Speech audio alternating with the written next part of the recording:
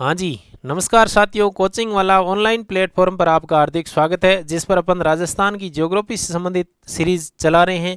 इस पर पहले की जो वीडियो है इसमें राजस्थान की जो अवस्थिति है, आकार है, विस्तार है, उनसे संबंधित अपन ने डिस्कस किया। उसके बाद जो ऐतिहासिक और भौगोलिक जो वर्तमान स्थिति में जो प्राचीन नाम हैं उनके बारे में डिस्कस किया। आज अपन डिस्कस करेंगे राजस्थान के जो भौतिक प्रदेश है या फिर भौतिक प्रदेशों में राजस्थान का जो विभाजन है उनको पढ़ेंगे कि राजस्थान के कितने भौतिक प्रदेश है, भौतिक प्रदेश किसे कहते हैं।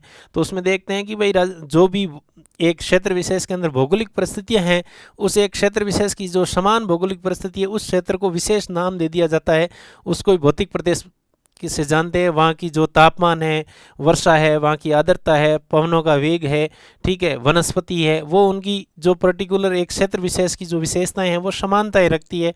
उस क्षेत्र विशेषता के आधार पर जो राजस्थान के भौतिक प्रदेश है उनको 4 भागों में विभाजित किया गया। राजस्थान के भौतिक प्रदेश आप देख रहे हो नक्शे के अंदर जो मानचित्र है, उसमें सबसे पहला जो है उत्तर पश्चिमी मरुस्थलीय भाग है। उसके बाद दूसरा है मध्यवर्ती अरावली प्रदेश है। उसके बाद पूर्वी मैदानी प्रदेश है और हाड़ौती पठारी भाग है, या हाड़ौती या दक्षिणी पूर्वी जो पठारी भाग है राजस्थान के। ठीक है, तो राजस्थान के भौतिक प्रदेश कितने भागों में विभाजित है? 4 भागों में। ठीक है, सबसे पहले देखते हैं उत्तर पश्चिमी मरुस्थलीय भाग है, जो कि संपूर्ण राजस्थान के क्षेत्रफल का कितना प्रतिशत भाग है? 61% भूभाग। ठीक है, एग्जैक्ट 61.11% भूभाग स्थान घेरता है संपूर्ण राजस्थान के क्षेत्रफल से। ठीक है, संपूर्ण जो क्षेत्रफल आपने पढ़ा था 3,42,239 वर्ग किलोमीटर। ठीक है, वर्ग किलोमीटर है, उसमें से 61.11% भूभाग तो जो उत्तर पश्चिमी मरुस्थलीय भाग है यही घेर लेता है। ठीक है, उसके बाद जो अरावली पर्वतीय प्रदेश है जो राजस्थान के संपूर्ण क्षेत्रफल का लगभग 9% भूभाग स्थान घेरता है। उसके बाद जो पूर्वी मैदानी प्रदेश है जो कि संपूर्ण राजस्थान का 23% भूभाग पर फैला हुआ है। ठीक है, जबकि हाड़ौती का जो पठारी भाग है 6.89% भूभाग ये घेरता है। ठीक है, तो राजस्थान के भौतिक प्रदेश कितने प्रकार के? 4 प्रकार के। उत्तर पश्चिमी मरुस्थलीय भाग, मध्यवर्ती अरावली प्रदेश, पूर्वी मैदानी भाग, हाड़ौती का पठारी भाग, या इसको दक्षिणी पूर्वी पठारी भाग बोलते हैं। ठीक है, क्षेत्रफल की दृष्टि से देखें तो राजस्थान का सबसे बड़ा भौतिक प्रदेश है जो कि संपूर्ण क्षेत्रफल का 61.11% भूभाग स्थान घेरता है।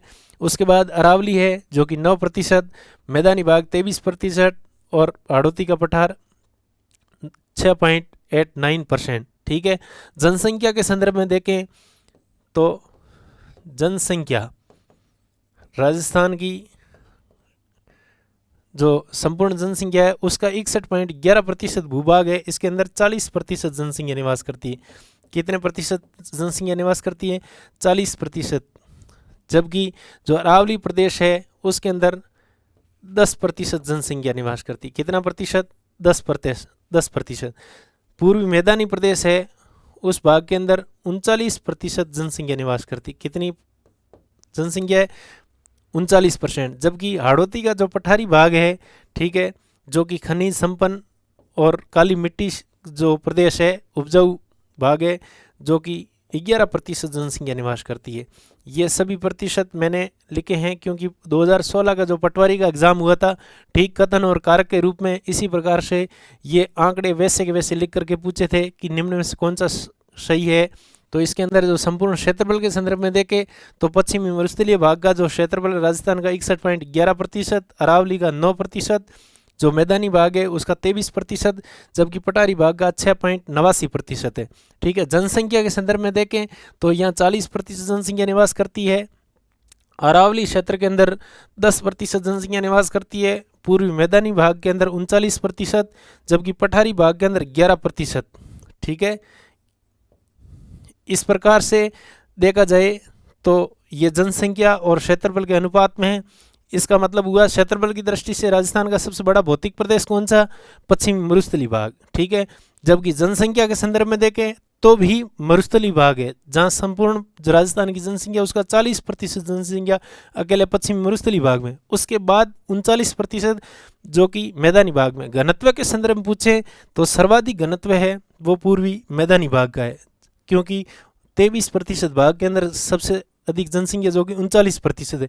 तो घनत्व कहाँ पर है? मैदानी भाग में, जबकि जनसंख्या सबसे ज़्यादा पश्चिमी मरुस्थलीय भाग, जबकि और क्षेत्रफल की दृष्टि से देखें तो भी सबसे बड़ा भाग है। ठीक है, अब इसके अंदर देखते हैं जिलों की संख्या। ठीक है, जिलों की संख्या के बारे में भी क्वेश्चन बनते हैं। तो पश्चिमी मरुस्थलीय भाग है ये राजस्थान के 12 जिलों में फैला हुआ है। कितने जिलों में फैला हुआ है? 12 जिलों में। क्वेश्चन पूछा पश्चिमी मरुस्थलीय का जो विस्तार है राजस्थान में कितने जिलों में? तो 12 जिलों में। ठीक है, ये अरावली पर्वतीय प्रदेश है, इसके ठीक पश्चिम के अंदर कितने जिले हैं? तो इसके संदर्भ में इसके जो अरावली के पश्चिम में जिलों की संख्या है वो 13 है, जबकि मरुस्थलीय भागों का जो विस्तार है वो कितने जिलों में? 12 जिलों में। इसका मतलब एक जिला कौन सा? इसके पास में ये सिरोही जिला दिख रहा है। सिरोही जिला अरावली के पश्चिम में अवस्थित है। ठीक है, वैसे सिरोही जिलों की काउंटिंग है वो अरावली पर्वतीय प्रदेशों के अंदर की जाती है। ठीक है, क्योंकि माउंट आबू या आबू पर्वत का जो क्षेत्र है जो कि अरावली का राजस्थान में सबसे ऊंचा क्षेत्र माना जाता है वो सिरोही जिले में स्थित है। लेकिन सिरोही है वो अरावली के पश्चिम में, अधिकांश इसका जो क्षेत्र है या भूभाग है वो अरावली के पश्चिमी भाग में एक मैदान रूप में है। ठीक है, माउंट आबू या और आबू पर्वत के भाग को छोड़ दिया जाए तो। ठीक है, तो पश्चिम के अंदर जिलों की संख्या 13 और उत्तर पश्चिमी मरुस्थलीय भाग का विस्तार है वो कितने जिलों में? 12 जिलों में। ठीक है, अरावली का जो विस्तार है वो 7 जिलों में। ध्यान रखना, राजस्थान की जो हिंदी ग्रंथ अकादमी की बुक है उसके अंदर 7 जिलों के नाम दे रखे हैं और 7 जिलों की संख्या दे रखी है। ठीक है, फिर भी क्वेश्चन 7 से बढ़कर अगर ऑप्शन के अंदर आ जाए तो उस की संख्या है वो 13 जिला है। कितने जिले हैं? 13 जिले हैं। लेकिन फिर क्वेश्चन की प्रकृति ठीक इस प्रकार की होगी, ध्यान रखना, राजस्थान के अंदर पर्वतीय क्षेत्रों का विस्तार कितने जिलों में, न कि अरावली। ठीक है, वैसे जालोर जिले के अंदर भी पर्वतों का विस्तार देखने को मिलता है, सवाई माधोपुर है, करौली है, वहाँ पे भी पर्वतीकरण है, चित्तौड़ में भी लेकिन कुछ ऐसे जिले हैं जहाँ पर्वतीय भाग तो देखने को मिलते हैं, पहाड़ियाँ मिलती है, लेकिन वो अरावली के भाग नहीं है। इसका मतलब पर्वतीय भाग के रूप में आ जाए तो जिले 13 है, जबकि अरावली का विस्तार राजस्थान के 7 जिलों में। ठीक है, कौन कौन से हैं वो देख लीजिए। सबसे पहले सिरोही से शुरुआत होती है राजस्थान में। ठीक है, सिरोही के बाद दक्षिण के अंदर उदयपुर, उसके बाद ठीक ऊपर राजसमंद। ठीक है, राजसमंद के बाद अजमेर। ठीक है, अजमेर के बाद जयपुर, जयपुर के बाद अलवर, और जो ये झुंझुनू जिला है इसके ठीक पास में ही झुंझुनू जिले में राजस्थान का जो अंतिम अरावली विस्तार वाला जिला कौन सा माना जाता है? सबसे उत्तरी जिला झुंझुनू। 3 जिले, चौथा अजमेर, राजसमंद, सिरोही और उदयपुर। ठीक है, ये 7 जिले मुख्यतः अरावली के विस्तार वाले जिले हैं, जबकि इसके बाद अगर अधिक जिलों की संख्या पूछ ले, ऑप्शन में अधिक जिले दे, तो पर्वतीय भागों का विस्तार राजस्थान में 13 जिलों के अंदर है, जबकि मरुस्थलीय भागों का विस्तार 12 जिलों के अंदर है। ठीक है, उसके बाद पूर्वी जो मैदानी भाग है इसका राजस्थान के अंदर विस्तार 10 जिलों के अंदर है, 10 जिलों में, जबकि हाड़ौती का जो पठारी भाग है उसका विस्तार 7 जिलों में। ठीक है, 7 जिलों में कौन कौन से हैं? एक कोटा संभाग पूरा समझ लो, इसके अंदर ऊपर लिख देता हूँ, जो कोटा है, बूंदी है, बारा है, झालावाड़ है। इसके बाद इसके अंदर ये विंध्यन कगार का भाग दे रखा जो चंबल बेसिन का क्षेत्र है, जबकि इसके अंदर जो चित्तौड़ का रावतबाटा क्षेत्र है, ठीक है, भीलवाड़ा का बिजोलिया है, ठीक है, और प्रतापगढ़ का जो क्षेत्र है, ठीक है, अपन ने जब पौराणिक भौगोलिक नामकरण पढ़ा था तो उसके अंदर पढ़ा था मालव प्रदेश। कौन सा प्रदेश पढ़ा था? मालव प्रदेश। मालव प्रदेश का विस्तार झालावाड़ के अंदर और प्रतापगढ़ के अंदर देखा था। ठीक है, इस कारण ये 4 और 3 जिले, ये प्रतापगढ़, चित्तौड़गढ़ और भीलवाड़ा का, ठीक है, बिजोलिया का पठार, जिसको ये पठारी भाग के क्षेत्र है, जिसको माल अथवा मालव प्रदेश या इसके ठीक ऊपर वाला ऊपर माल प्रदेश बोलते हैं। ठीक है, तो ये जिलों के रूप में इसका विस्तार है। बाकी अलग इनकी बहुत सारी भौतिक विशेषताएं, वनस्पति कौन सी है, वहाँ जलवायु कौन सी है, वर्षा की मात्रा क्या है, तो वो अलग अलग टॉपिकों में सभी प्रकार की जो विशेषताएं वो अपन पढ़ते रहेंगे। ठीक है, अब शुरू करते हैं सबसे पहले एक एक करके अपन। राजस्थान का उत्तर पश्चिमी मरुस्थलीय प्रदेश, ठीक है। जो उत्तर पश्चिमी जो मरुस्थलीय प्रदेश है ये विश्व के अंदर थार का मरुस्थल के नाम से जाना जाता है। आप देख रहे हो नक्शे के अंदर, मैं इसको जूम कर देता हूँ थोड़ा, आप भारत के मानचित्र को देख पा रहे होंगे, ठीक है। इसके बीचों बीच में यहाँ लिखा है थार का मरुस्थल, ठीक है। कौन सा मरुस्थल? थार का मरुस्थल।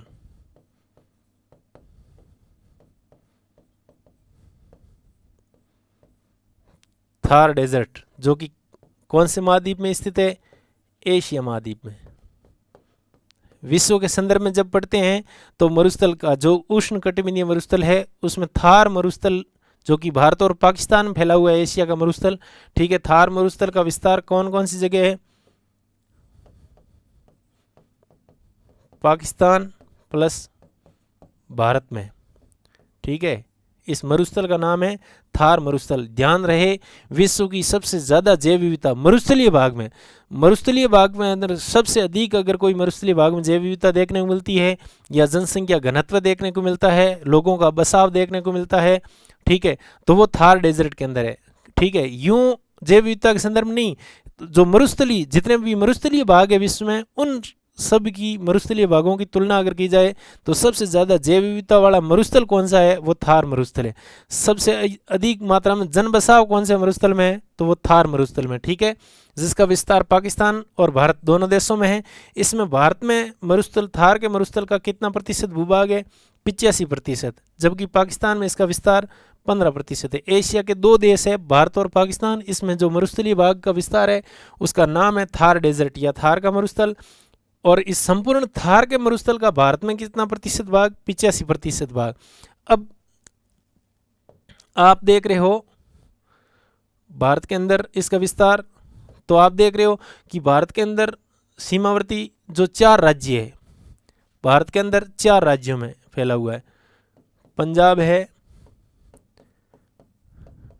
हरियाणा है, राजस्थान है और गुजरात है।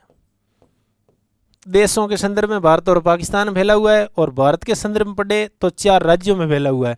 कौन कौन से? पंजाब है, हरियाणा है, राजस्थान है और गुजरात है। थार मरुस्थल का सर्वाधिक भाग भारत में है।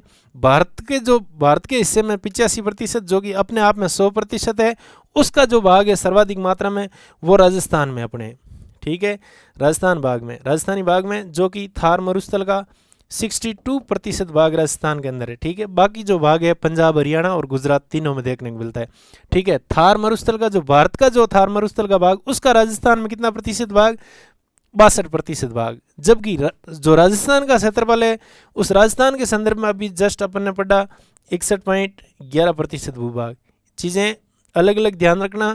थार मरुस्थल भारत और पाकिस्तान में है, जो में भारत में जो भाग है वो 85% है, ठीक है। उसमें 4 राज्यों में से राजस्थान में 62% है, और राजस्थान के स्वयं के क्षेत्रफल का जो भाग है वो 61.11% भूभाग, ठीक है।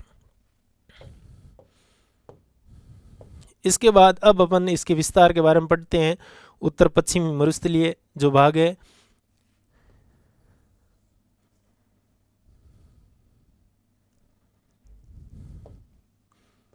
ये थार मरुस्थल के नाम से जाना जाता है। कौन सा मरुस्थल है? थार मरुस्थल।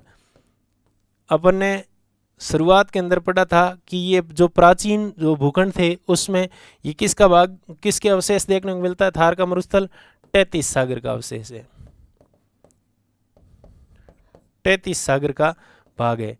यह भारत के जो भौतिक प्रदेश उसके संदर्भ में जब पढ़े तो ये उत्तर का जो विशाल मैदान है उसका भाग है, ठीक है। 33 सागर का अवशेष है भारत के संदर्भ में, ये उत्तरी विशाल मैदान है उसका भाग है, ठीक है। इसका जो निर्माण काल है थार के मरुस्थल का निर्माण, इसका निर्माण है वो ट्रेशरी और प्लिस्टोसिन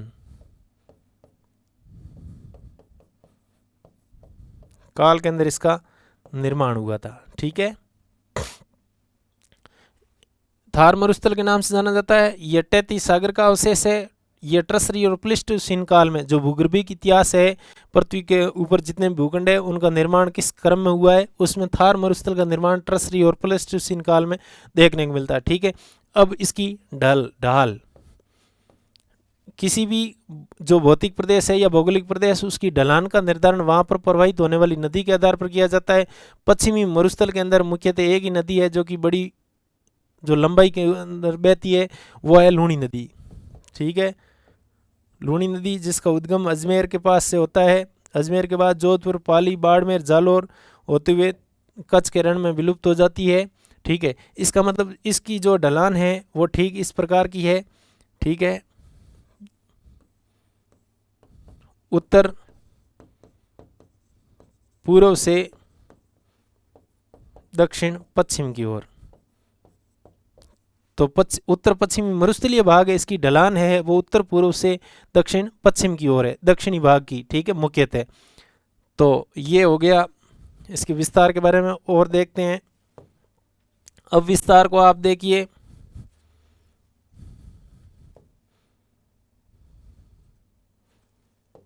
मुख्यतः ये जो आप देख पा रहे हो ये अरावली पर्वतीय प्रदेश है, छायांकित भाग।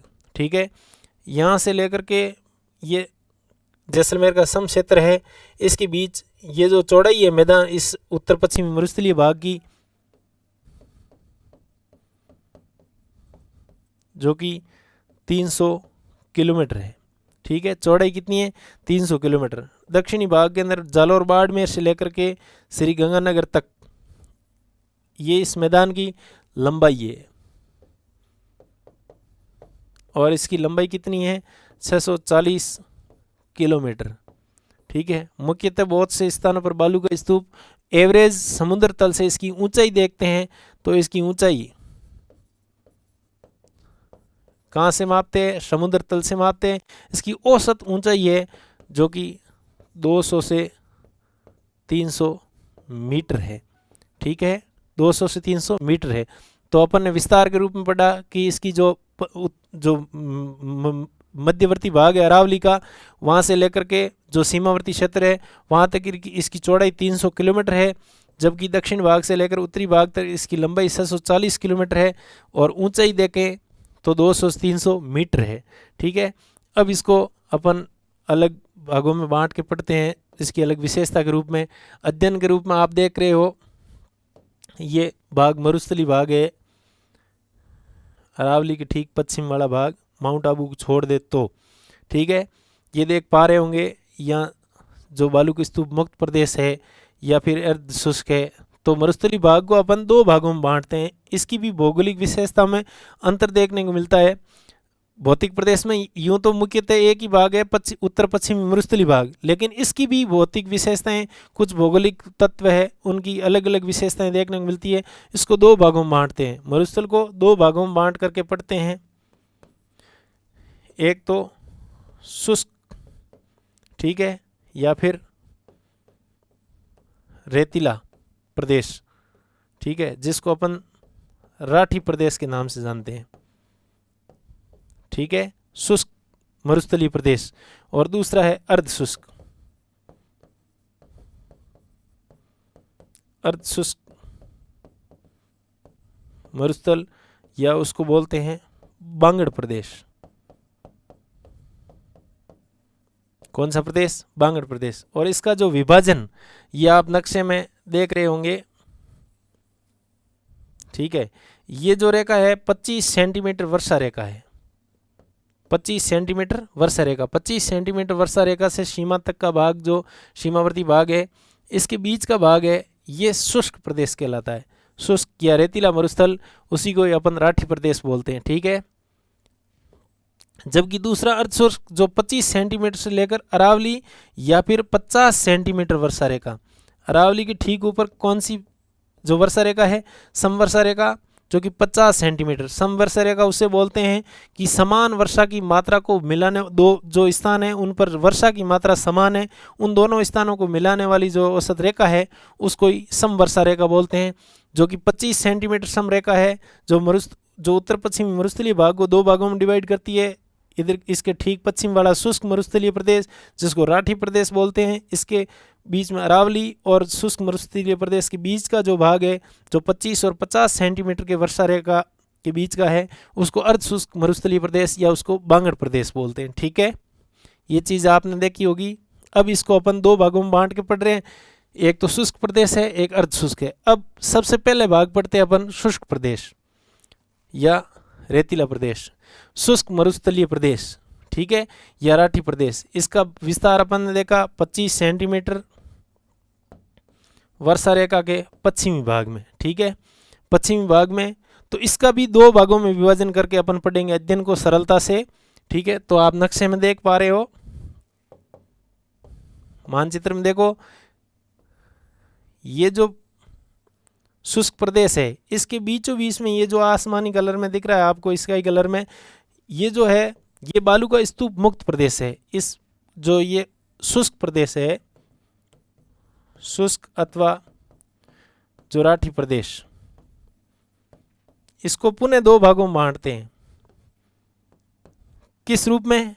ये बीच का जो स्काई कलर में दिखाई दे रहा है, यहाँ किसी प्रकार के बालू का स्तूप देखने को नहीं मिलते। इसका मतलब ये बालू का स्तूप मुक्त प्रदेश है। कैसा प्रदेश है? बालू का स्तूप मुक्त प्रदेश। ठीक है, इसका मतलब यहाँ बालू का स्तूप नहीं पाए जाते हैं, कुछ पथरीले प्रकार के चट्टानें पाई जाती है और उसको बोलते हैं हमादा। ठीक है, वैसे ये ध्यान रहे, मरुस्थल उसे कहते हैं जहाँ वर्षा की मात्रा 25 सेंटीमीटर से कम हो तथा वाष्पोत्सर्जन की क्षमता है जो कि वर्षण से अधिक होती है, उसको मरुस्थल बोलते हैं। उसमें पथरीला हो सकता है, रेतीला हो सकता है, या फिर दोनों भी हो सकते हैं। ठीक है, पथरीले मरुस्थल को बोलते हैं ज्योग्राफी की भाषा में हमादा प्रकार का मरुस्थल। ठीक है, अगर रेतीला प्रकार के जो मरुस्थल है उसको ज्योग्राफी की भाषा में बोलते हैं रेग। ठीक है, हमादा प्रकार के जो मरुस्थल है, मुख्यतः सबसे बड़ा जो एग्जाम्पल है अफ्रीका का सारा मरुस्थल, पूर्णतः वो पथरीला मरुस्थल है, चट्टानें पथरीली है, तो उसको हमादा कहते हैं। रेग जो रेतीले प्रकार का मरुस्थल है, एक जो प्रकार है वो है इरिग जो कि मिश्रित है। इसका मतलब थार का मरुस्थल के अंदर बालू का स्तूप मुक्त प्रदेश भी है, चट्टानी भाग है, हमादा का भी प्रकार देखने को मिलता है, बालू का स्तूप भी देखने को मिलता है, मतलब रेग भी है। इसका मतलब ये इरिग प्रकार का मरुस्थल है। अपना राजस्थान का या थार का मरुस्थल किस प्रकार का मरुस्थल है? इरिग प्रकार का। ये आपको ध्यान रखना, तीन चीज़ें अलग अलग। लेकिन सबसे पहले देखते हैं बालू का स्तूप जो मुक्त प्रदेश है, ये बीच के अंदर जो आपको दिखाई दे रहा है, तो इसका विस्तार कहाँ पर है?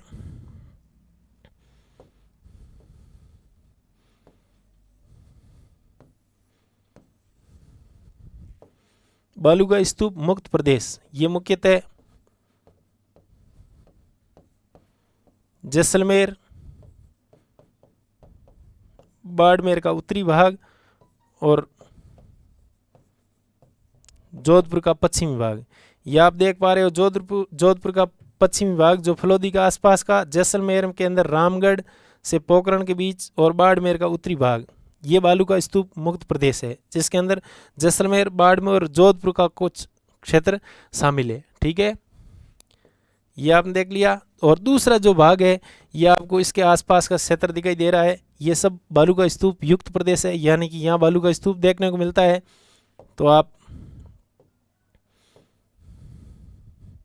दूसरा जो प्रकार है वो है बालू का स्तूप युक्त प्रदेश।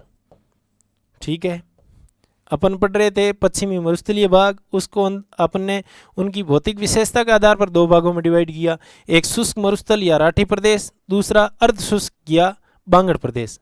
अब अपन शुष्क मरुस्थल को जब पढ़ रहे हैं तो उसके अंदर उनकी दो भौतिक विशेषता अलग है। अध्ययन के आधार पर अगर बांटे उनको, तो कुछ बालू का स्तूप मुक्त प्रदेश है, यानी कि चट्टानी भाग है, वहाँ कोई प्रकार के बालू के स्तूप देखने को नहीं मिलते, जबकि उसका ठीक आसपास का जो क्षेत्र है वहाँ बालू के स्तूप देखने को मिलते हैं, वो एक प्रकार के रेतीले बालू के स्तूप देखने को मिलते हैं। तो वो अलग अलग भाग में अभी अपन पढ़ेंगे आगे बालू के स्तूपों के प्रकार। ठीक है, बालू के स्तूपों के प्रकार, उसमें देखते हैं सबसे पहला बरखान। बरखान प्रकार के जो बालू का स्तूप है मुख्यतः अर्धचंद्राकार आकृति के होते हैं, अर्धचंद्राकार बालू के स्तूप होते हैं। या फिर पहले इसके बारे में क्वेश्चन आते थे, गाय के खुर के समान, ठीक है, इस प्रकार से ये बालू के स्तूप होते हैं, ठीक है। और इसकी विशेषता, जिस दिशा से पवन चल रही हो उसके ठीक समकोण पे बन रहे हैं। ये पवन की दिशा है, पवन की दिशा के समकोण पर बन रहे हैं, ठीक है, पवन की दिशा के समकोण पर बन रहे हैं, ठीक है। इसकी भुजाएं होती है, ठीक है, ध्यान रखना, भुजा वाले समकोण पर बनने वाले बालू का स्तूप है। इसका मतलब ये किस प्रकार के बालू का स्तूप है? अनुप्रस्थ प्रकार के। समकोण पर बनने वाले बालू के स्तूप को अनुप्रस्थ प्रकार के बोलते हैं, लेकिन ये अर्धचंद्राकार है इसलिए इसको विशेष नाम से जानते हैं। वो कौन सा नाम है? बरखान, ठीक है। समकोण पर या अनुप्रस्थ प्रकार के बालू का स्तूप, ठीक है। ध्यान रखना ये पवन की दिशा के अंदर है, इसका मतलब ये जो इसकी ढलान है ये पवन के सम्मुख है, ठीक है। पवन के सम्मुख वाली जो बरखान की जो ढाल है वो उत्तल प्रकार की ढाल है। किस प्रकार की ढाल है? उत्तल प्रकार की ढाल। उत्तल और अवतल लेंस के प्रकार है, ठीक है, वो आपने साइंस में पढ़ा होगा। अपने को यहाँ ध्यान रखना है, जो बरखान प्रकार की जो बालू का स्तूप है उनके पवन के सामने वाली दिशा, जिसको पवन सम्मुख दिशा बोलते हैं, उसकी ढाल है बरखान की, वो उत्तल होती है। ठीक इसके विपरीत वाली जो ये ढलान है इसको बोलते हैं पवन विमुख ढाल।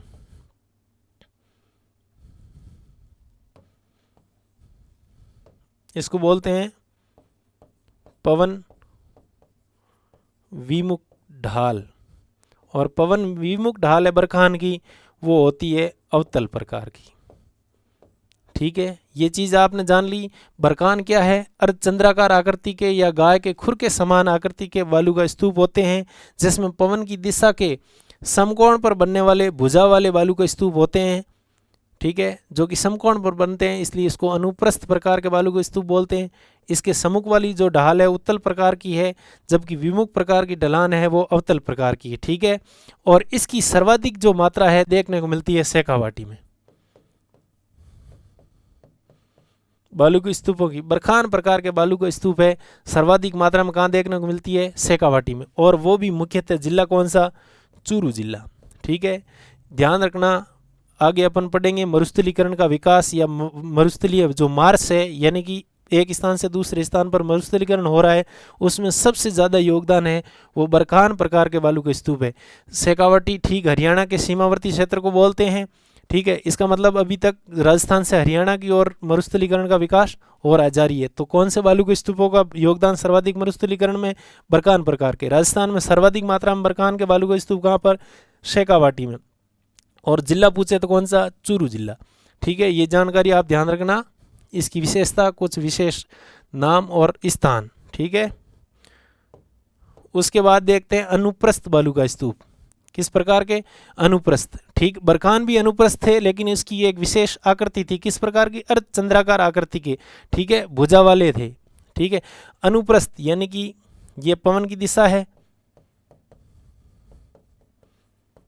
पवन की दिशा के अंदर समकोण पर बनने वाले, इस प्रकार समकोण पर, ये एक समान रूप से समकोण के रूप में। बरखान भी अनुप्रस्थ से, वो भी समकोण पर बन रहे थे, लेकिन वो अर्धचंद्राकार रूप में, यानी कि उसकी दो भुजाएं अपने को उसकी विशेषता के रूप में ये समकोण में बनती है, ठीक है। और इस प्रकार के जो बालू का स्तूप है वो सर्वाधिक मात्रा में देखने को मिलते हैं बाड़मेर में, और उसके बाद जोधपुर में, ठीक है। अनुप्रस्थ बालू का स्तूप जो कि पवन की दिशा के समकोण पर बनते हैं, इसलिए इसको अनुप्रस्थ प्रकार के बालू के स्तूप बोले जाते हैं। सर्वाधिक मात्रा कहाँ पर? बाड़मेर, और दूसरे नंबर जोधपुर में, ठीक है। अगला देखिए, अनुदैर्ध्य या रेखीय बालू का स्तूप। इसका मतलब ये पवन की जो दिशा है, पवन की दिशा के समांतर बनते हैं बालू के स्तूप, इस प्रकार से, ठीक है। रेत का निक्षेपण होता है, ठीक है, बालू का, इससे लिए इसको रेखीय बालू का स्तूप बोलते हैं, ठीक है। किस प्रकार के बालू के स्तूप? रेखीय, जो कि पवन की दिशा में इसका जमा होता है या निक्षेपण होता है। और इस प्रकार के बालू का स्तूप सर्वाधिक मात्रा में कहाँ देखने को मिलती है? जैसलमेर में, ठीक है। बरखान शेखावटी में चूरू, अनुप्रस्थ बाड़मेर जोधपुर, अनुदेद्री रेखीय बालू का स्तूप है जो कि जैसलमेर में सर्वाधिक देखने को मिलता है। उसके बाद अपन पढ़ रहे हैं तारानुमा बालू का स्तूप। किस प्रकार के बालू का स्तूप पढ़ रहे हैं? तारानुमा। ठीक है, तारानुमा बालू का स्तूप मुख्यतः इस प्रकार से, यानी कि 2 या 3 से अधिक जिनको भुजाएं देखने को मिलती है। इसका निर्माण मुख्यतः रेतीले मरुस्थलों के अंदर अनियमित पवनों के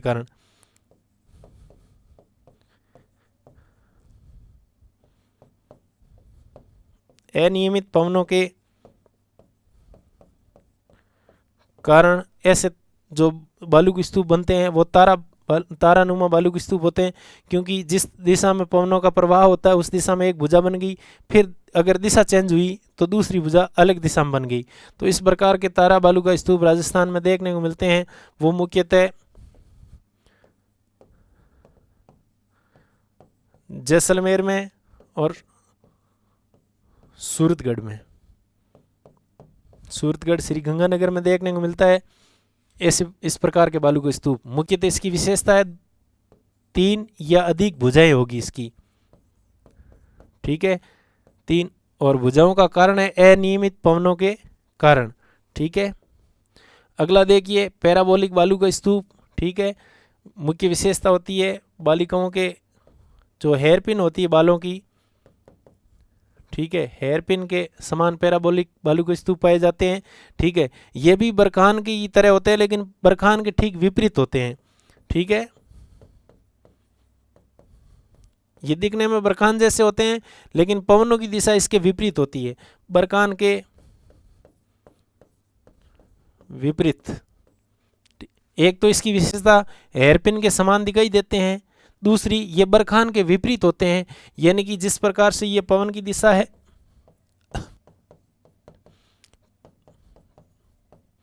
पवनों की दिशा के ठीक इस प्रकार इस बालू के स्तूप का निर्माण होगा। ठीक है, इसका मतलब पैराबोलिक बालू के स्तूपों की जो पवन सम्मुख ढाल है वो अवतल प्रकार की होगी। उसके पवन सम्मुख ढाल थी बरखान की, वो की उत्तल प्रकार की थी, इसमें अवतल प्रकार की है। ठीक है, तो ये इसकी विशेषता है और बरखान से इसकी तुलना है। और ये भी अनुप्रस्थ प्रकार के हैं क्योंकि समकोण पर निर्मित हो रहे हैं, लेकिन इसकी जो ढलान है वो बरखान के ठीक विपरीत है। पवनों की दिशा की जो सम्मुख ढाल है वो अवतल प्रकार की होती है और हेयरपिन इसकी सबसे अच्छी विशेषता है। तीसरी बात इसकी सबसे अच्छी विशेषता ये है कि ये सभी राजस्थान के सभी जो 12 जिले हैं जिसमें मरुस्थलीय भाग देखने को मिलता है, यानी कि ये सभी जिलों में पैराबोलिक प्रकार के बालू के स्तूप देखने को मिलते हैं। क्वेश्चन के रूप में आ जाए कि सभी मरुस्थलीय जिलों में बालू के स्तूप देखने को मिलते हैं तो वो कौन से हैं? वो पैराबोलिक प्रकार के, जिसकी विशेषता हेयरपिन के समान दिखाई देते हैं, बरखान के विपरीत होते हैं समकोण पर, जिसके पवन की जो सम्मुख ढाल होती है वो अवतल प्रकार की होती है। ठीक है, अगला देखिए सीप प्रकार के। ठीक है, सीप एक प्रकार के अनुदैर्ध्य बालू का स्तूप होते हैं। ठीक है, तो फिर इसकी अलग से नाम क्यों दिया? इसकी एक भुजा है वो ठीक इस प्रकार से जैसे पैराबोलिक बालू का स्तूप है, पवन के सम्मुख ये पवन की दिशा है, इस पवन की दिशा के रूप में ही इस प्रकार से निर्मित हो जाते हैं। उसकी एक भुजा है वो लंबी हो जाती है, किस कारण? पवन की दिशा में परिवर्तन कारण, पवनों की दिशा में परिवर्तन, पवनों की दिशा के अंदर परिवर्तन होने के कारण एक भुजा है वो लंबी हो जाती है। इस प्रकार वो अपने को पवनों के समांतर दिखाई देते हैं, लेकिन ये बरखान की तरह ही इस प्रकार से मुड़े हुए होते हैं। उसको सीप प्रकार के बालू के स्तूप कहा जाता है। अगला है सरब का बीज। ठीक है, सरब का बीज, सरब का अर्थ ही होता है झाड़ी। ठीक है, कापीज का अर्थ होता है टुकड़ा, या ऐसे जो कि झाड़ियों के पास में या झाड़ियों के आसपास में, ठीक है, छोटे छोटे बालू के स्तूप देखने को मिलते हैं, उसको सब्र काबीज बोलते हैं, सरब काबीज बोलते हैं। और नेबखा जो कि झाड़ियों के पीछे छोटे बालू के स्तूप देखने को मिलते हैं, उनको बोलते हैं नेबखा। ठीक है, इसके बाद अपन पढ़ते हैं अर्ध मरुस्थलीय या फिर बांगड़ प्रदेश। ठीक है, अपन ने शुरुआत की थी जो मरुस्थलीय भाग है उसका उत्तर पश्चिमी मरुस्थलीय भाग, जिसको दो भागों में विभाजित करके पढ़ना शुरू किया, जिसको एक भाग है शुष्क भाग, दूसरा अर्धशुष्क। शुष्क को फिर दो भागों में डिवाइड करके पढ़ा, एक बालू का स्तूप मुक्त प्रदेश, दूसरा बालू का स्तूप युक्त प्रदेश। ठीक है, उसमें अलग अलग विशेषताएं और उसकी बालू के स्तूपों के प्रकार पढ़े। अब पढ़ते हैं अपन अर्धशुष्क मरुस्थलीय या बांगड़ प्रदेश। ठीक है, इसमें सबसे पहला भाग आप नक्शे में देखिए, सबसे पहले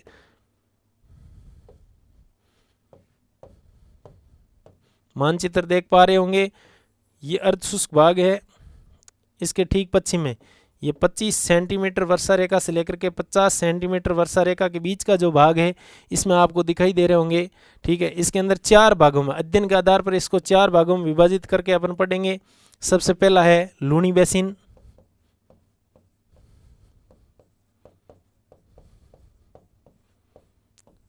लूनी बेसिन।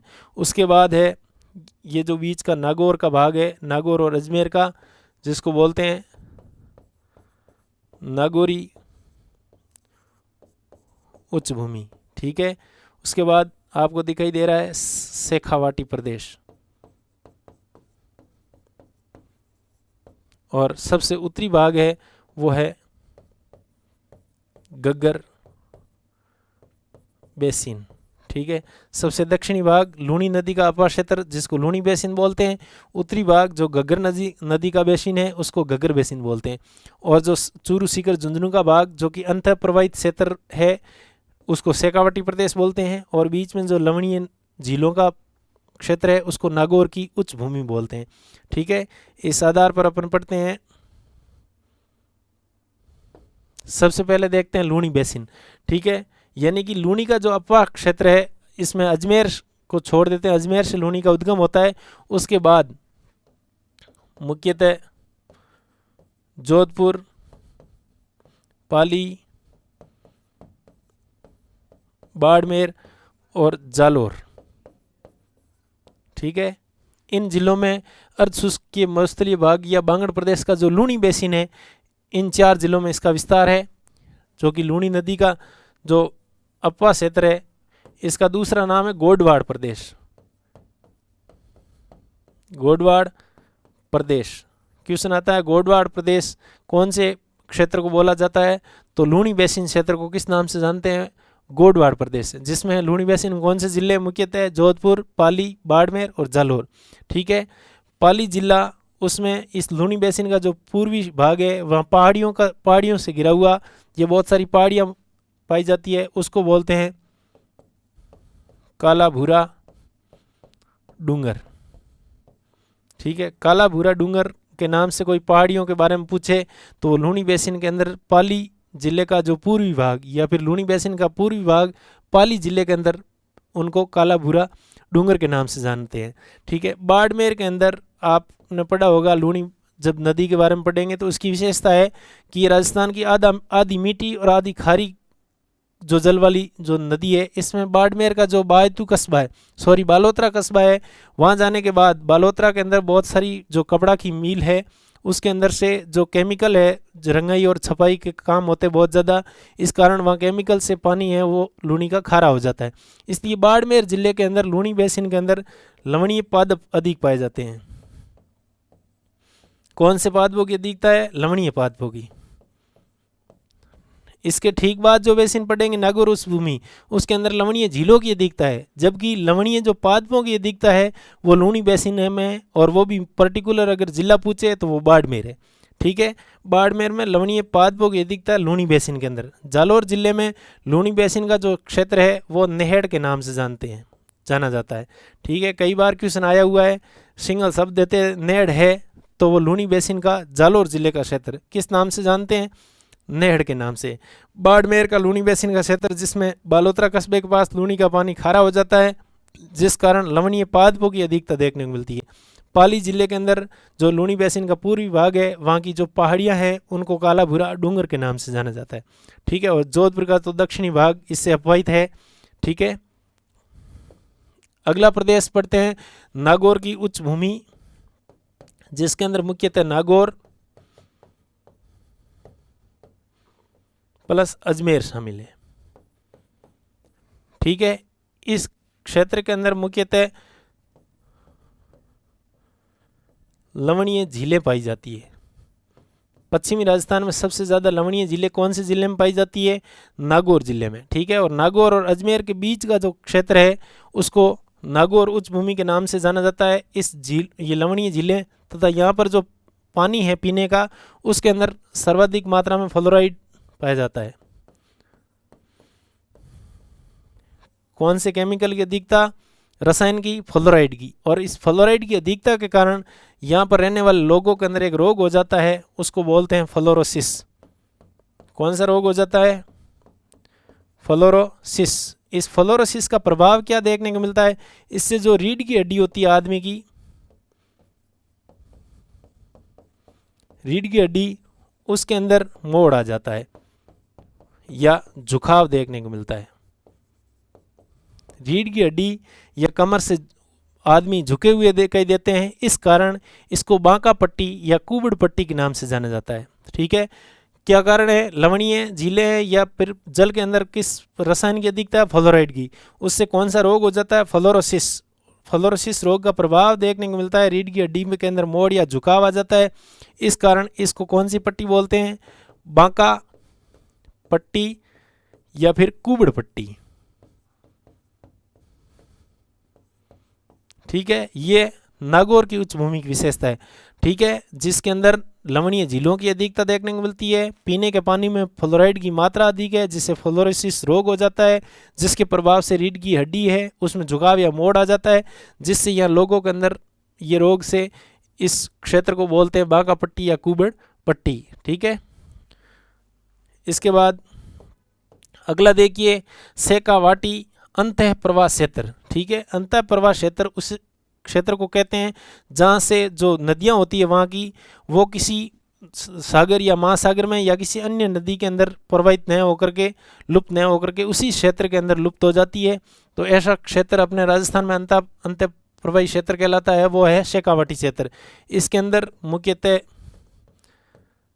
कौन से में? शेखावाटी क्षेत्र में। ठीक है, शेखावाटी क्षेत्र के अंदर चूरू, सीकर एवं झुंझुनू जिला शामिल है। ये तीनों जिले कौन से प्रदेश में शामिल है? शेखावाटी प्रदेश में। ध्यान रहे, अंतः प्रवाही क्षेत्र मुख्यतः सीकर और झुंझुनू के अंदर एक कांतली नदी बहती है। कांतली नदी का अपवाह है, अपवाह क्षेत्र है। ठीक है, चूरू जिले में ध्यान रखना, कोई भी प्रकार की, राजस्थान के दो ऐसे जिले जिसमें किसी भी प्रकार की कोई नदी नहीं बहती है, वो चूरू और बीकानेर है। ठीक है, शेखावाटी जो अंतः प्रवाही क्षेत्र है प्रदेश के रूप में जब पढ़े तो तीन जिले शामिल है, चूरू, सीकर और झुंझुनू। ठीक है, एक इस क्षेत्र के अंदर बहने वाली जो नदी है उसका नाम है कांतली नदी। ठीक है, और कांतली नदी का जो अपवाह क्षेत्र है मुख्यतः सीकर और झुंझुनू में देखने को मिलता है, और उस क्षेत्र विशेष का नाम है तोरावाटी। ठीक है, यही इस क्षेत्र की विशेषता है, शेखावाटी अंतः प्रवाह क्षेत्र, जो कि चूरू है, सीकर और झुंझुनू के अंदर तीनों जिले इसमें शामिल है। इसमें मुख्यतः कांतली नदी का अपवाह क्षेत्र सीकर और झुंझुनू जिले में। ठीक है, और इस जो कांतली नदी का अपवाह क्षेत्र है उसको बोलते हैं तोरावाटी। ठीक है, जो तंवर वंशों का शासन हुआ करता था। ठीक है, और विशेषता के रूप में पढ़ो तो कांतली नदी के अंदर सीकर जो जिला है, कांतली नदी के अपवाह क्षेत्र में एक प्राचीन सभ्यता है, वो है गणेश्वर। गणेश्वर सभ्यता कौन से जिले में? पूछे, सीकर जिले में। कौन सी नदी के किनारे पर बसी हुई है? कांतली नदी की। विशेषता क्या है? सर्वाधिक मात्रा में भारत के अंदर जितने भी ताम्रकालीन संस्कृतियां हैं उसमें सबसे अधिक ताम्र अवशेष वो कांतली गणेश्वर के अंदर मिले हैं, इसलिए इसको ताम्र सभ्यता की जननी कहा जाता है।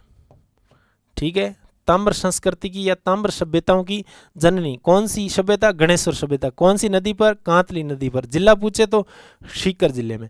ठीक है, झुंझुनू जिले में भी इसी कांतली नदी के अपवाह क्षेत्र में एक प्राचीन सभ्यताएं हैं, उसका नाम है सोनाड़ी। अभी ध्यान रखना, झुंझुनू जिले की वर्तमान में खेतड़ी जो कस्बा है या खेतड़ी जो तहसील है, वहाँ से सर्वाधिक मात्रा में राजस्थान में तांबे का उत्पादन होता है।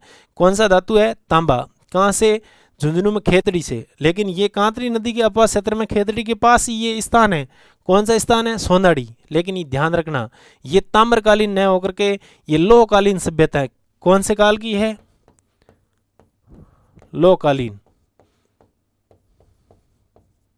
कई बार क्वेश्चन आता है निम्न में से ताम्रकालीन सभ्यताएं नहीं है, फिर उसमें दो, एक आड़ का नाम दे दे, एक गणेश्वर का दे दे, एक गिलुंड का दे दे और एक सोनाड़ी दे दे। अपन देखते हैं कि भाई यहाँ सोनाड़ी सभ्यता झुंझुनू में है, जो कि तांबे का उत्पादन सर्वाधिक होता है। ये उत्पादन वर्तमान में हो रहा है। प्राचीन समय के अंदर सोनाड़ी सभ्यता जब भी रही है कांतरी नदी किनारे, वो कौन से काल में थी? लोह काल में थी। ठीक है, तो ये चीज़ आपको ध्यान रखना अलग से विशेषता। और विशेषता देखते हैं इसके अंदर शेखावटी अंतः प्रवाह क्षेत्र के अंदर क्या क्या चीज़ें अलग से। एक चीज़ देखते हैं जोहड़। ठीक है, जोहड़ है, सर है, बीड़ है। ये कुछ जो टर्म आपको देखने को मिलती है ये मुख्यतः शेखावटी क्षेत्र से संबंधित है। ठीक है, जोहड़ क्या है? जोहड़ एक तरीके के कच्चे कुएं हैं, कच्चे कुएं। ये तालाब है, तालाब की चारों ओर पाल बनी होती है।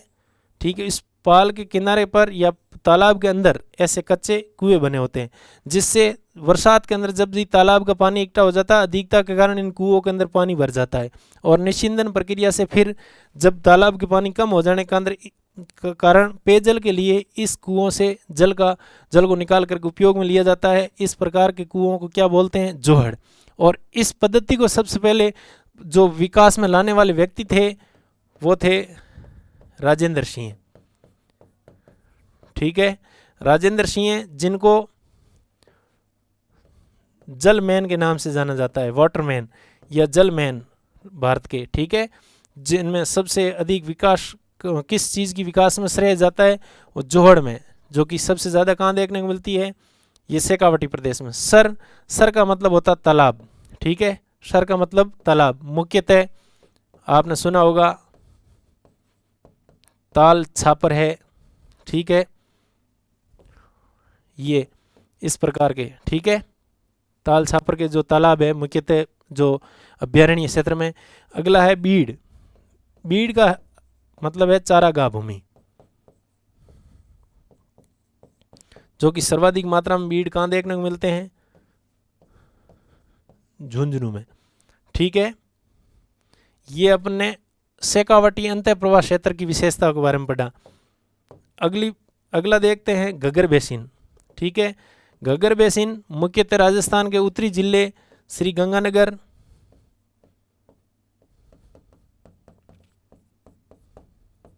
और हनुमानगढ़ में इसका विस्तार है। हनुमानगढ़। ठीक है, श्री गंगानगर और हनुमानगढ़ जिले में घग्गर बेसिन, जो कि शिवालिका पहाड़ियों से निकलती है घग्गर नदी, और ये भारत की सबसे बड़ी अंतः प्रवाहित होने वाली नदी है। यानी कि घग्गर नदी का जो क्षेत्र या इसका जल है वो भी किसी भी बड़ी नदी में या किसी महासागर में लुप्त न होकर के इसी रण के अंदर जो रेगिस्तानी भाग है, रेतीली मरुस्थलों में ये लुप्त हो जाती है। और राजस्थान में इसके जो अपवास क्षेत्र को पाट कहा जाता है। ठीक है, किस नदी बेसिन के क्षेत्र को पाट कहा जाता है? तो वो घग्गर बेसिन में। पाट क्षेत्र के अंदर कौन से जिले सम्मिलित है? श्री गंगानगर और हनुमानगढ़। ठीक है, और एक चीज़ इससे संबंधित है, यहाँ जो इस बेसिन क्षेत्र के अंदर जो मिट्टी पाई जाती है, चिकनी जो दोमट मिट्टी है, उसको बोलते हैं काठी या बग्गी। काठी अथवा बग्गी के नाम से जाने जानी मिट्टी कौन सी? किस बेसिन में? घग्गर बेसिन में, श्री गंगानगर और हनुमानगढ़ में। और इसके बेसिन क्षेत्र को क्या बोलते हैं? पाट बोलते हैं। इसके बाद देखते हैं मरुस्थल से संबंधित कुछ महत्वपूर्ण जानकारियां देखते हैं। खड़ीन अथवा पलाया। ध्यान रहे, पलाया एक प्रकार की पवन अपर्दन से निर्मित गर्त या निम्न भूमि है। ठीक है, पलाया क्या है? पवन अपर्दन से निर्मित होने वाली एक प्रकार का गर्त है, या इसको बालू का स्तूपों के बीच का निम्न भाग बोलते हैं। बालू का स्तूपों के बीच का निम्न भूमि या बीच की निम्न भूमि है। ठीक है, इसके अंदर बरसात ऋतु के अंदर जब पानी इकट्ठा हो जाता है और उस पानी इकट्ठे हो जाने के कारण इस झील का निर्माण होता है, तो वो अस्थायी प्रकार की झील बन जाती है, अस्थायी झील। और वो अस्थायी झील ही क्या कहलाती है? पलाया झील। ध्यान रहे, पलाया झील जो कि पवन अपरदन से निर्मित एक गर्त है या निम्न भूमि है जिसके अंदर बरसात का पानी इकट्ठा हो जाता है अस्थायी तौर पर, और उस झील को ही पलाया झील कहते हैं। वो पानी जब सूख जाता है तो मारवाड़ी भाषा में उस पर जुताई की जाती है, उसको ही बोलते हैं, खेती करते हैं, उसको बोलते हैं खड़ीन। खेती यानी कि खेत को खड़ना, उसको क्या बोलते हैं? खड़ीन, उस निम्न भूमि या गर्त वाली भूमि को। ठीक है, ये परंपरागत प्रकार की कृषि है राजस्थान के अंदर, पश्चिमी राजस्थान की परंपरागत कृषि है, परंपरागत कृषि। ठीक है, या फिर इसको बोलते हैं बारानी कृषि। खड़ीन किस प्रकार की कृषि है?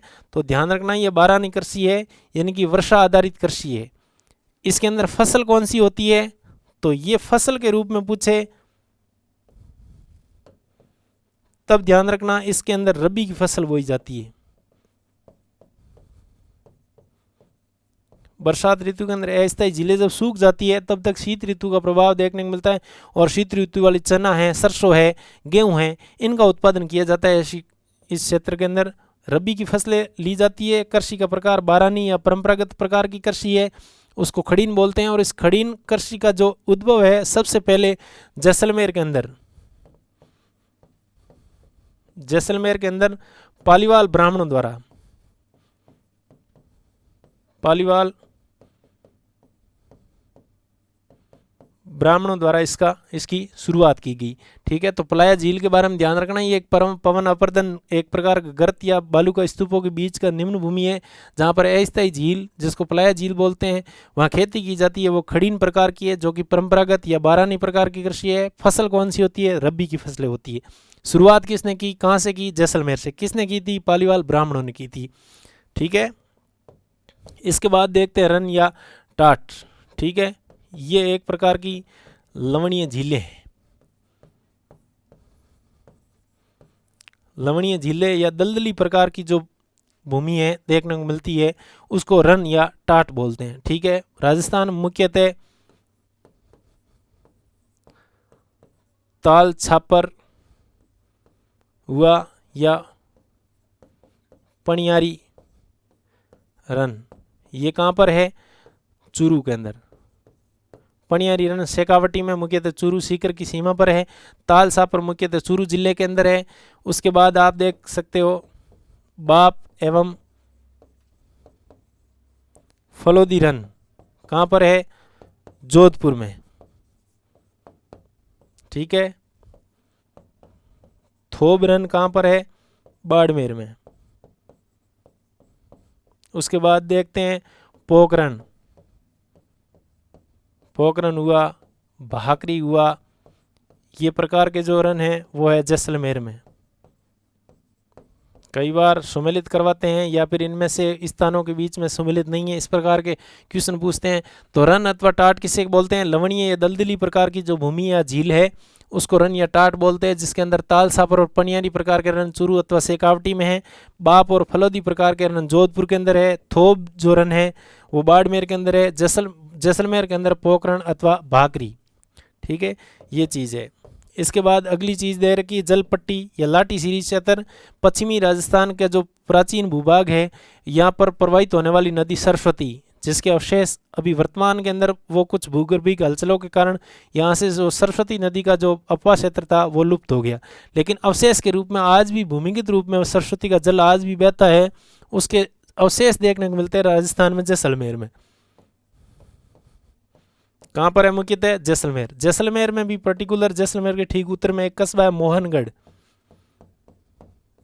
मोहनगढ़ से लेकर के इधर पोखरन तक, पोखरन के बीच की ये 60 किलोमीटर की दूरी का जो भाग है इस प्रकार का, यहाँ पर सरस्वती नदी के प्राचीन सरस्वती नदी के जल अवशेष,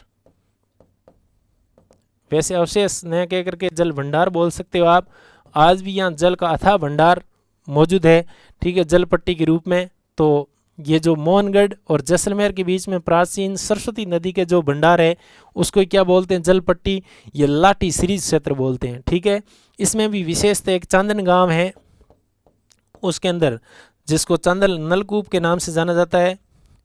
आपने विश्व के संदर्भ में सुना होगा, ऑस्ट्रेलिया का जो पर्वत, जो पठारी भाग रेगिस्तानी, उसके अंदर पाताल तोड़ कुएं या आर्टेशियन बेसिन बोलते हैं, वहाँ चट्टानों के बीच का जल है वो बिना किसी जो मोटर है या किसी बल के द्वारा वो स्वतः ही जमीन पर आ जाता, पानी बहता है। उसी प्रकार अपना चांदन का जो गांव, चांदन गांव है इस लाठी सीरीज क्षेत्र का, वहाँ चांदन नलकूप बहुत देखने को मिलता है। ठीक है, बहुत ही मीठा पानी सरस्वती नदी का अवशेष के रूप में, इसलिए चांदन को थार का घड़ा बोलते हैं।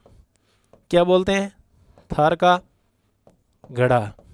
राजस्थान में थार के घड़े से नाम से जाना जाने वाला गांव कौन सा है, तो चांदन गांव। कहाँ पर स्थित है, मोहनगढ़ और पोखरण के ठीक बीचों बीच में, जिसको कौन सा क्षेत्र बोलते हैं, लाठी सीरीज क्षेत्र। ठीक है, जल की पट्टी है, इसलिए इस जल पट्टी के कारण यहाँ एक पौष्टिक घास होती है, सेवण एवं लीलोण घास। ठीक है, और ये पौष्टिक घास होती है पशुओं के लिए, इसलिए पशुपालन भी बहुत होता है। और इस जो सेवण और लीलोण घास है, ये इसमें राजस्थान का राज्य जो पक्षी है गोडावन,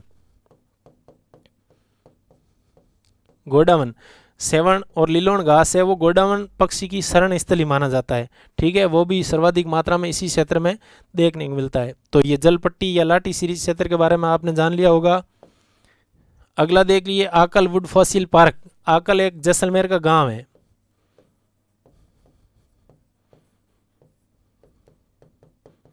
जैसलमेर का क्या है, गांव का नाम है। वुड का अर्थ होता है लकड़ी, फॉसिल का अर्थ होता है जीवाश्म, फॉसिल का अर्थ क्या होता है, जीवाश्म, और पार्क का मतलब उद्यान। ऐसा उद्यान है जहां लकड़ी और जीवों के अवशेष मिले, अस्म यानी पत्थर पर कुछ लकड़ियों के और कुछ जीवों के अवशेष अपने को आज भी देखने को मिलते हैं। सबसे प्राचीन समय के जो लकड़ी और जीव के अवशेष वो कहाँ पे हैं, आकल गांव जैसलमेर। ठीक है, ये जगह कहाँ पर स्थित है, ये राष्ट्रीय मरु उद्यान में। ये कहाँ पर अवस्थित है, ये पश्चिमी राजस्थान के अंदर बाड़मेर प्लस जैसलमेर जिले के अंदर विस्तरित है। ये राजस्थान का सबसे बड़ा राष्ट्रीय उद्यान है, जो कि 3432 वर्ग किलोमीटर में फैला हुआ है। क्षेत्रफल की दृष्टि से सबसे बड़ा अभ्यारण्य है, राष्ट्रीय नाम है जबकि राष्ट्रीय पार्क नहीं है, ये मरु उद्यान है एक प्रकार का। ठीक है, मतलब अभ्यारण्य है जो क्षेत्रफल की दृष्टि से सबसे बड़ा अभ्यारण्य है, जो कि बाड़मेर और जैसलमेर में विस्तृत है। जबकि आकलवुड फॉसिल पार्क इसके ठीक बीचों बीच में है, वो जैसलमेर जिले में स्थित है, आकल गांव में स्थित है। ठीक है, सबसे प्राचीन जो जीवों के अवशेष देखने को मिलते हैं, और ये जो अवशेष है वो जुरेसिक काल के हैं। किस काल के, जुरेसिक, पूरा मध्यकाल है। ठीक है, जो पूरा मध्यकाल अपन पढ़ते हैं उसके 3 भाग है, ट्रियासिक, जुरेसिक और क्रिटेशियस। उसमें जुरेसिक काल के अवशेष कहाँ पर मिलते हैं, आकलवुड फॉसिल पार्क जैसलमेर के अंदर, जो कि लगभग 18 करोड़ वर्ष पूर्व के अवशेष है। ठीक है, तो ये चीज़ होगी आप के ध्यान में। इसके बाद है बाप बोल्डर कले। बाप एक गांव का नाम है जो कि जोधपुर जिले में फलोदी कस्बे के पास है। ठीक है, बाप गांव और बोल्डर कले ये एक प्रकार के हिमानी निक्षेप है। क्या है, हिमानी निक्षेप। भूगर्भिक इतिहास के संदर्भ में जब पढ़ते हैं तो पृथ्वी के तापमान में कई बार उतराव और चढ़ाव आया, उसके अंदर हिमानी निक्षेप यानी कि तापमान इस कदर गिरा कि यहाँ का जो जल था वो हिम के रूप में जम गया, और उसके साथ कंकड़ और जो पत्थर थे वो भी जमे और अवसाद के रूप में जम गए, और वही अवसादी जो निक्षेप है हिमानी निक्षेप राजस्थान में वो बाप गांव के अंदर बोल्डर कले के रूप में मिलते हैं। कुछ नहीं है, कंकड़ एवं पत्थरों के जमाव है। ठीक है, यह एक तरीके से बोल दो अवसाद है। ठीक है, और बाप बोल्डर पूछे तो है कहाँ पर, जोधपुर में फलोदी कस्बे के अंदर है। बोल्डर कले है क्या विशेषता में बोल देना, हिमानी निक्षेप है यानी कि पत्थरों के अवसाद है एक प्रकार के। और ये किस काल के है, ये पर्मो कार्बोनिफेरस, पर्मो कार्बोनिफेरस काल की घटना है, बाप बोल्टर क्ले। ठीक है, उसके बाद नकलिस्तान या मरुद्यान देर का है, यानी कि रेगिस्तानी भाग के अंदर बरसात ऋतु के अंदर हरियाली हो जाती है और निम्न भाग में जो जल भरा होता है और उसके आसपास का हरा भरा क्षेत्र है वो उद्यान के रूप में दिखलाई देता है, उसको नकलिस्तान बोलते हैं। इसके बाद देखिए धोरे और दरियन। धोरे एज ए लहरदार बालू का स्तूप होते हैं, लहरदार बालू के स्तूप को क्या बोलते हैं, धोरे। एवं दरियन है वो गतिशील प्रकार के, गतिशील प्रकार के बालू का स्तूप है। ठीक है, धोरे क्या है तो लहरदार बालू का स्तूप, जबकि दरियन जो जैसलमेर के अंदर गतिशील बालू का स्तूप है उनको दरियन बोलते हैं। इन दोनों प्रकार की जो अवशेष है वो जैसलमेर में देखने को मिलता है। ठीक है, पीवणा ये भी जैसलमेर के अंदर एक सर्प, शहरी सर्प की प्रजाति है, एक प्रकार से सर्प प्रजाति है एक प्रकार की। ठीक है, ये किसी प्रकार का डंक न मार करके सोए हुए आदमी की श्वास पी लेता है और श्वास के साथ अपना जहर छोड़ता है, जिससे आदमी की मृत्यु हो जाती है। एज ए पीले कलर का या रेत के कलर का होता है और रेत के अंदर आसानी से रहता है। ठीक है, तो पीवणा एक प्रकार का सर्प है जो कि जैसलमेर के अंदर सर्वाधिक मात्रा में पाया जाता है। उसके बाद में दे रखा है मरुस्थली मार्च, यानी कि मरुस्थल का एक स्थान से दूसरे स्थान पर गतिशील अवस्था में, यानी कि मरुस्थलीकरण जो कि अपन ने पढ़ा कि बरखान है वो सबसे ज़्यादा मरुस्थलीकरण के अंदर योगदान देता है। ठीक है, अगला दे रखा है बालसन। ध्यान रहे बालू का स्तूपों के बीच की जो निम्न भूमि या गर्त भूमि अपने पड़ी उसको बोलते हैं प्लाया झील। ठीक है, या प्लाया। जबकि जो पर्वतीय भाग है आसपास का, पर्वतीय भाग के बीचों बीच, पर्वतीय भागों के बीच की निम्न भूमि। ठीक है, पर्टिकुलर शब्द की एक विशेष जो मूल विशेषता होती है वो याद रखिए, आसानी से कोई चीज़ आपको याद रह जाएगी। उसके अंदर था बालू के स्तूपों के बीच का निम्न भाग या गर्त का, जबकि इसमें पर्वतीय भाग, चारों ओर पर्वतीय भाग है, उसके बीच का जो निम्न भाग या गर्त है, ठीक है, निम्न भूमि है, उसको बालसन बोलते हैं। और जो इस प्रकार की झील को बालसन झील, जो कि राजस्थान में सबसे बड़ा उदाहरण है इसका सांबर झील।